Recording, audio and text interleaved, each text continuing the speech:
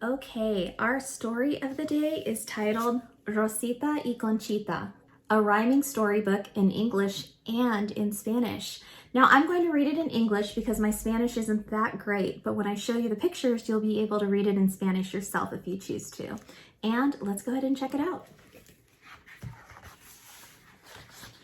Rosita y Conchita, a rhyming storybook in English and Spanish. And if you notice their names, Rosita means like little rose, and her name has a little rose. And then Conchita means little shell. So you can see how she has a shell in her name. Written, illustrated, and created by Eric Gonzalez and Erich Hager. It was the Day of the Dead, the 2nd of November.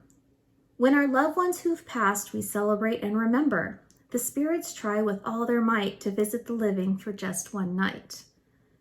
In the town of Pueblo City lives a girl named Conchita.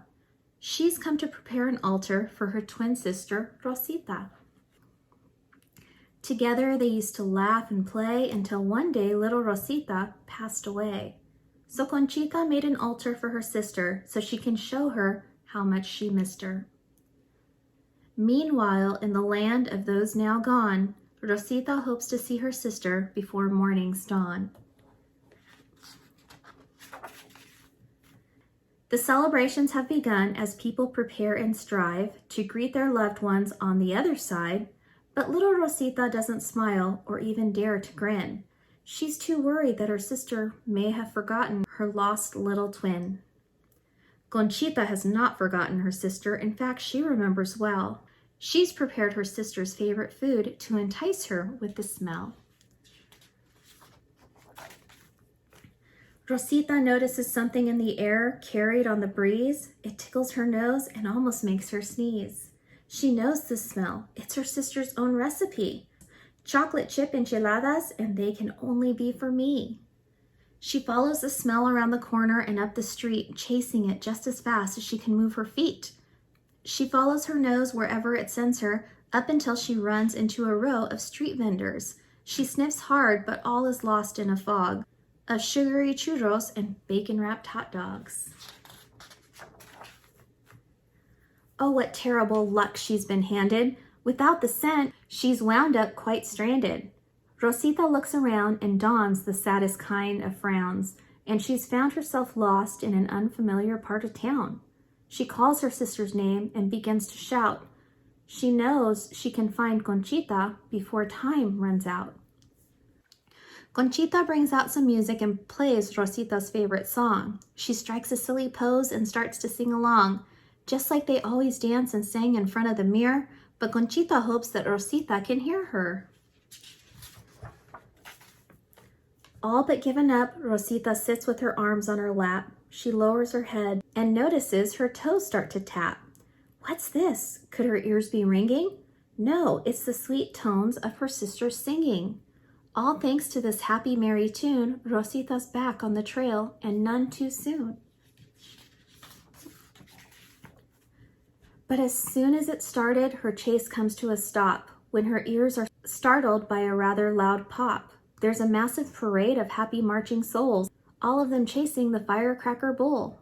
In all this noise, she has to cup her ears, but the singing is almost gone, just like she fears. But try as she might, the singing has been replaced by the rowdy mariachi band now in her face. Rosita makes a dash away from the parade until all the noise begins to fade. She finds a quiet spot to rest upon, but it's no use. Her sister's singing is now gone. The sun's going down, it's late in the day. The small altar no longer looks like a dark hole as the candle makes the entire room sparkle and glow. With her hope now gone, she looks to the sky, trying as hard as she can just not to cry. But out on the horizon, out very far, she sees the most beautiful twinkling star. Then appears another and another and another still. The stars keep appearing until her eyes are nearly filled. As Rosita nears these twinkling lights, dark clouds form and hide them from her sight. She squints her eyes and really stares, but the only thing to be seen are clouds in the air. Rosita hangs her head, she hangs it low, After going so far, she doesn't know where to go. Conchita places flowers on the altar with love and affection in hopes that these will give Rosita a little direction. She thinks marigolds will be a good reminder of their home so Rosita can find her. Rosita walks away but then feels a bump in the road. She looks down and sees a small flower, a marigold. She picks up the flower. It's oh so pretty, just like the ones that grow in Pueblo City. Marigold flowers like these don't grow here. Rosita knows her sister must be near. Rosita picks up flowers with a hop and a skip. She happily follows the trail until she feels a cold drip. The drip turns to 2 and then to 3 more, from drops of rain, and it's a real downpour. Water spills down the street from this rain shower and washes away the trail of marigold flowers. Rosita tries not to lose the flowers to the rain, but they all wash down the corner storm drain. Soaking wet and with nothing above her, Rosita quickly searches for cover. The awning breaks and Rosita splashed, but all she feels are how her hopes have been dashed.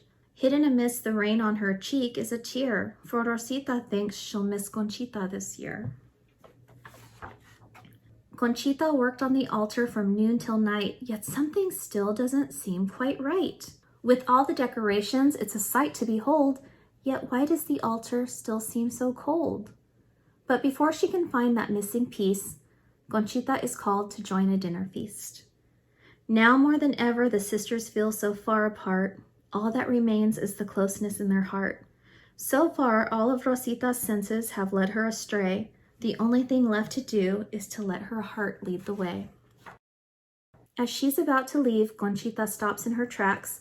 The altar doesn't need more candles or tasty snacks, nor flowers, nor linens with pretty beads. No, Conchita knows just what it needs. In a flash, she cuts across the rug. She grabs the little doll and gives it an enormous hug. It's a hug with an overwhelming love and joy, more than can be contained in one little toy. And with that, the altar is complete, and now it's time for Conchita to make her retreat. Down by the road, a ray of light falls on Rosita's shoulder. She feels a comforting warmth like when her sister would hold her. Deep inside her heart, she feels a tug.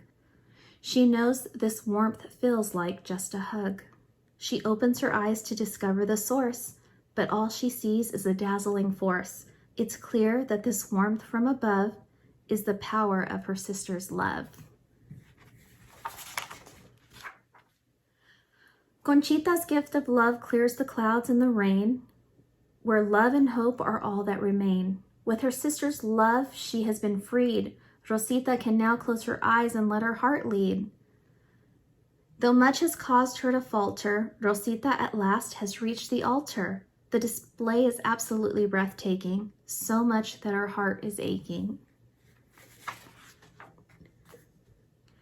And there on top of it all, Rosita spies a cute little doll. Rosita embraces the doll and hugs it tightly. The warm glow from the doll shines even more brightly. In words that couldn't be any more true, she whispers, "My dearest Conchita, I love you." Conchita feels a warmth surround her that can banish any chill. I love you too, Rosita, and I always will. The end. So here's a little fact page that I'm going to go ahead and read to you, and it has a lot of facts about what the holiday Dia de los Muertos is. Dia de los Muertos, also known as Day of the Dead, isn't celebrated on a single day, but on 2, November 1st and 2nd. Dia de los Muertos is a time to remember and celebrate the lives of our loved ones who have passed away. It's not a sad time, but a time to have fun and share that fun with our dearly departed family, friends, and ancestors. During Dia de los Muertos, we can take the time to let the dead know that even though they have departed from this life, they are still close to our hearts. November 1st is primarily a celebration remembering the lives of children and infants that have passed away. And November 2nd is a celebration remembering adults. The roots of Dia de los Muertos can be traced all the way back to the ancient Aztecs of Mexico, but today Dia de los Muertos is celebrated all around the world. To celebrate Dia de los Muertos, people can throw parties in honor of their dead loved ones, and many towns have parades and festivals. People will prepare their dead loved ones' favorite meals and reserve a spot for them at the dinner table. At the cemeteries, people will clean and decorate their loved ones' graves with flowers, candles, pictures, and their favorite foods and music. Perhaps most fun of all, people gather together and tell funny stories and write funny poems about their dead loved ones to remember how much fun they all had together. People will paint their faces to look like skulls, and some even wear traditional clothing or elaborate costumes. In most homes, people will build a small memorial for their dead loved ones where they leave small gifts called ofrendas. These memorials may also be set up near the loved one's gravesite. In our story, Conchita builds one of these memorials for her sister Rosita. She uses traditional items such as marigold flowers and candles, but she also uses personal items like Rosita's favorite food and music. When building a memorial, it is important to think about the person whose memory you are honoring and try to represent all things you remember about this person in the most fun and creative way possible. And that's the end.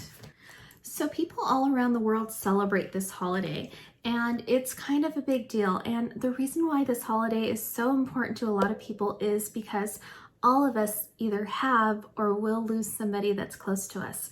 But the whole point of Dia de los Muertos is not to celebrate death. What it is to remember the people that we've lost, because as long as we remember them and we tell stories about them and we keep their memories alive, they will live forever because they live inside of our hearts and in our memories. So it's a beautiful holiday celebrating people.